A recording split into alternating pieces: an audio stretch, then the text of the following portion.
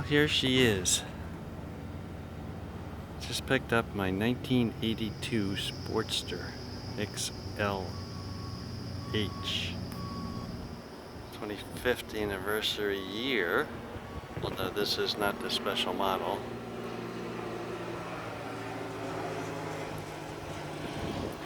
And this is going to be my restoration project for the next year.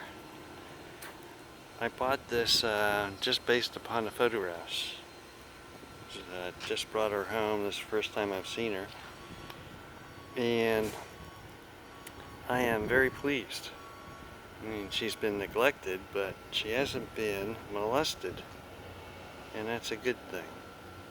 It's all original equipment. It's been sitting for 40 years.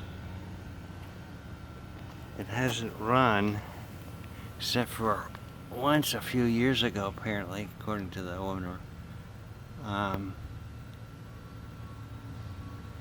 Maybe a couple of years ago. So, this is my baby.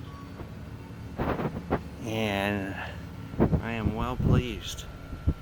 She is in great shape for being a 40-year-old gal that hasn't had much TLC. Too cool.